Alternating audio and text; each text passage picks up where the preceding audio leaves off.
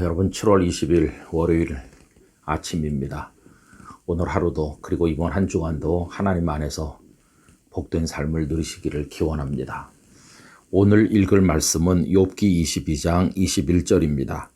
너는 하나님과 화목하고 평안하라. 그리하면 복이 내게 임하리라. 아멘.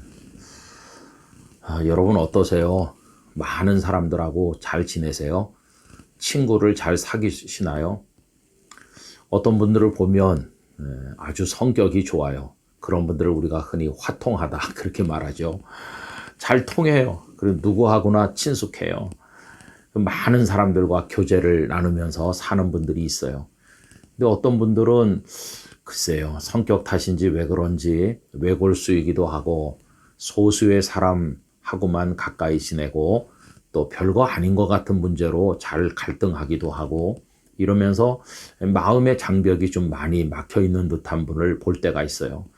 여러분 그렇게 사는 거 참 힘든 일입니다. 그렇지 않아도 살기가 어려운 세상인데 사소한 것은 다 털어버리고 또 좀 잘못해서 서로 마음 상한 일이 있다고 그래도 손 내밀어 서로 사과하고 다 털고 끌어안고 그렇게 화목하게 지내시길 바랍니다.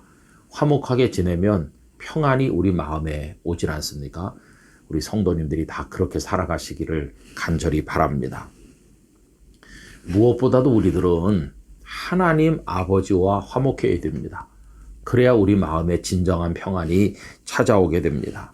오늘 말씀 너는 하나님과 화목하고 평안하라 이러지 않습니까? 여러분 이 말씀은 욥이 어느 날 자녀도 다 잃고 재산도 잃고 자기 몸에는 병이 들고 정말 상상하기 어려운 고난에 빠졌다는 소식을 듣고 욥의 친구들이 찾아와서 위로하는 말을 하는 가운데 엘리바스라는 친구가 욥에게 했던 말입니다. 너 욥은 하나님과 화목하고 평안하라 이렇게 충고를 하는 거죠. 이 엘리바스는 욥이 이런 고난을 만나게 된 것은 하나님과 화목하지 못하기 때문이라고 진단을 한 것입니다. 뭔가 하나님과 이렇게 틀어진 부분이 있는 거다. 그럼 하나님과 화목하지 못한 이유가 뭘까요? 이 엘리바스뿐만 아니라 다른 친구들도 공통적으로 생각했던 것은 욥에게 죄가 있기 때문이라고 생각했어요. 겉으로 볼 때 욥은 당대 최고의 의인처럼 보이지만 사람들은 몰라도 하나님만 아시는 욥의 숨겨진 죄들이 있을 것이고 그것 때문에 하나님과 관계가 틀어졌을 것이고 결국은 이런 고난을 받게 될 것이다. 받게 되는 것이다. 이런 생각을 이제 하게 된 것이죠. 여러분 죄 때문에 고통을 받는다는 이 엘리바스의 말이 욥에게 해당될 때는 꼭 맞는 말은 아니었어요. 그렇다고 또 틀린 말도 아니죠. 그러면 우리들에겐 어떨까요? 여러분 죄 때문에 재난을 받고 고난을 받는다고 하는 이 엘리바스의 진단은 기본적으로는 옳은 것입니다. 아담과 하와를 생각해 보세요. 그들이 에덴 동산에 있을 때는 하나님과 화목하고 아무 문제 없었습니다. 그런데 선악을 알게 하는 나무의 열매를 따먹는 죄를 저지르고 나니까 그들이 에덴 바깥으로 축출되지 않았습니까? 다시 말하면 하나님과의 관계가 틀어진 것이고 하나님으로부터 끊어진 것이고 에덴 바깥으로 쫓겨나게 된 것이죠. 그래서 그때부터 인생들은 궁극적 소외를 경험하게 되었는데 다시 말하면 하나님 없는 삶을 살아야만 했고 하나님과 떨어진 채 방황하는 삶을 살아야 되는 비극적 존재가 된 것입니다. 그 원인이 죄였기 때문에 다시 하나님과 화목하려면 이 죄의 문제를 해결해야만 되는 거죠. 여러분 엘리바스가 그 친구들이 죄 때문이라고 욥에게 충고하면서 너는 하나님과 화목하라 그랬을 때 욥은 끝까지 항변하죠. 나는 이런 고난을 당할 만한 죄를 지은 적이 없다고. 그러나 여러분 하나님 앞에 죄 없는 인생이 어디 있겠어요. 근데 이 죄가 해결되지 않으면 이제 하나님과 화목할 수 없는 거죠. 그런데 우리 인생의 힘으로는 절대로 죄를 해결할 수 없습니다. 그런데 보세요. 이 죄를 해결하시고 하나님과 우리를 사랑으로 다시 연결시켜 주시는 중재자, 중보자가 등장하셨습니다. 그분이 바로 하나님 아버지의 독생자이신 예수 그리스도이십니다. 예수 그리스도는 우리의 화평이 되신 분이세요. 에베소서 2장 14절에 보니까 그는 우리의 화평이신지라 둘로 하나를 만드사 원수된 것 곧 중간에 막힌 담을 자기 육체로 허시고 라고 되어 있어요.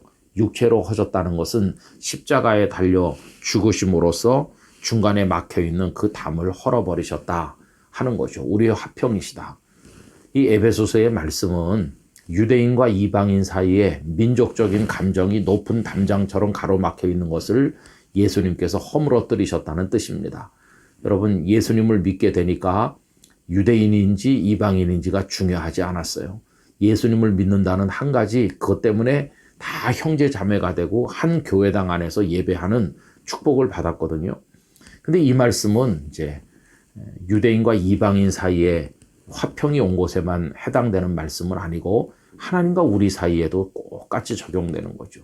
예수님으로 인해서 하나님과 우리 사이에 막혀져 있던 담장이 허물어진 건데, 그에 관해서 로마서 5장 10절이 또 잘 말씀하고 있습니다. 곧 우리가 원수 되었을 때에 그의 아들의 죽으심으로 말미암아, 독생자 예수님의 십자가의 죽으심으로 말미암아 하나님과 화목하게 되었은즉 화목하게 된 자로서는 더욱 그의 살아나심으로 말미암아 구원을 받을 것이니라. 할렐루야. 우리는 본래 하나님과 원수 같은 존재로 전락했는데 독생자 예수님이 죽으심으로 이제는 하나님과 화목하게 되었다고 하는 말씀이죠. 얼마나 놀라운 은혜입니까? 여러분, 이제 우리는 더 이상 하나님과 화목하지 못할 이유가 없어요. 예수님께서 우리의 죄를 다 해결하셨기 때문입니다. 그래서 하나님께서는 이 세상에서 가장 친숙한 분이 되셨어요. 그래서 우리는 하나님을 뭐라고 부릅니까? 아버지라고 불러요. 아빠, 아버지라고 불러요. 여러분, 이 세상의 어떤 종교에서 자신들이 섬기는 신을 아버지라고 부릅니까? 다 두려워하고 그 앞에 엎드리는데 우리는 하나님 그 어미하시고 위대하신 분을 어려워하고 두려워하는 게 아니라 예수 그리스도 안에서 아빠, 아버지 이렇게 불러요. 로마서 8장 15절. 너희는 다시 무서워하는 종의 영을 받지 아니하고 양자의 영을 받았으므로 우리가 아빠, 아버지라고 부르짖느니라. 아멘. 여러분, 저는 하나님 이렇게 기도하는 것보다 아버지 이렇게 기도하는 게 좋아요. 여러분, 하나님은 우리들의 아버지이십니다. 그 하나님 아버지와 친하게 지나시기 바랍니다. 거리낄 것이 없이 사시기 바랍니다. 하나님과 우리 사이에 죄가 들어오도록 방치하지 않아야 되겠습니다. 이제는 막힐 거 없이 언제나 그 하나님을 아빠, 아버지라 부르면서 아버지의 품 안에 안겨있는 어린 아이의 모습으로 그렇게 살아가는 우리들이 되기를 간절히 원합니다. 이번 한 주간을 하나님의 품 안에서 사시기를 축복합니다. 우리들의 아빠, 아버지가 되신 하나님, 저희들을 하나님의 품 안에 안아주시고 죄악이 하나님과 우리 사이를 갈라놓지 못하게 하시고 언제나 하나님과 화목한 가운데 참 평안을 누리게 하여 주옵소서. 예수님의 이름으로 기도드리옵나이다. 아멘.